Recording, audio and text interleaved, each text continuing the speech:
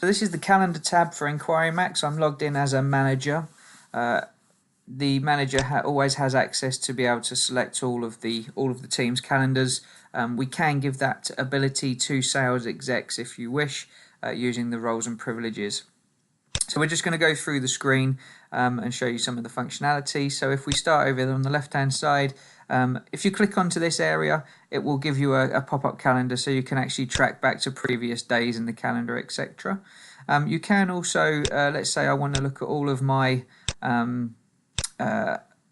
test drives and appointments for the week. So we can actually change the calendar view from a daily view to a weekly view, which is really useful in morning meetings, etc. You can see this one's not got anything in it, but it is only a test site. But it's really useful to see what you've got tracking going forwards, and then personal appointment as well. So a personal appointment, if you have a specific day, one day where you've got a meeting or annual leave, etc., then you can actually book a single moment in your diary, which will block your calendar out, so you can't accidentally allocate anything in there when you've got this time booked away from the business. Or you can book a reoccurring appointment.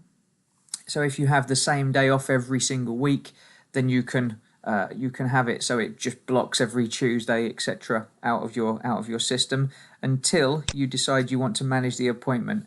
Obviously, a reoccurring appointment is very useful until your regular days off falls on a 1st of March or 1st of September, for instance, where you need to be in the business. So you can manage that in the manage appointment area.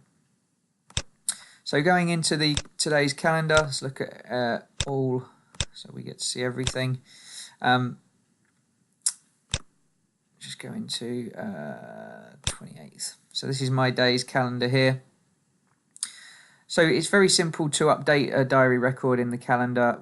Basically, all you need to do is tick a done box, tick whether you spoke to them or not, or whether they took a test drive, etc. So just populate the area in the pop-up, and then add a note.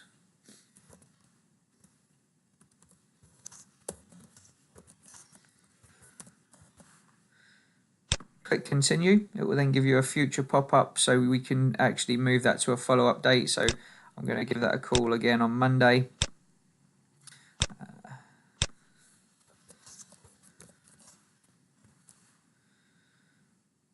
Oops.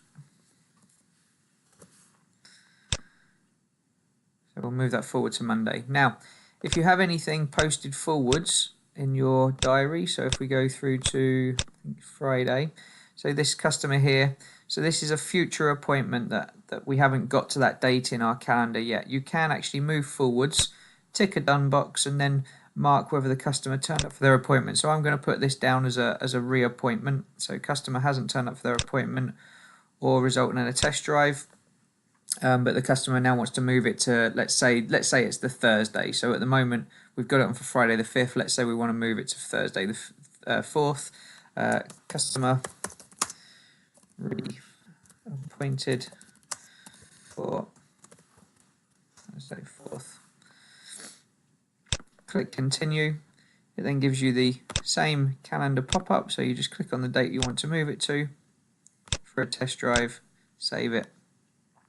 So you can actually easily complete future diary entries. So if I now go through to the Friday the 5th, you can see that's now disappeared because it's already sitting on the 4th. Or if I want to move it forward, so let's say that this all happens sooner than the 4th, and I just go, okay, well I just need to move him to a follow-up for Monday the following. So customer turned up for their appointment. Love the drive. Continue, and then we'll just move it to the following Monday. So it was in for the 4th. I'm going to call him on the 8th for a telephone follow-up on demo taken.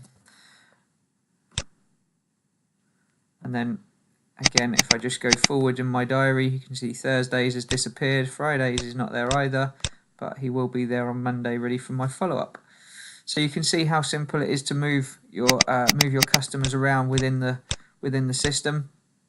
But you can also see that because I have updated him twice, it's automatically fallen into today's calendar. So it shows that I've made the activity. I've not just moved it along, and it also shows by me moving that customer. It shows in the history record as well. But it looks that the notes will show as date stamped today, because I'm completing the action. I'm completing the future action today. So this is where the note sits. But it's really simple to move the customer around within that diary.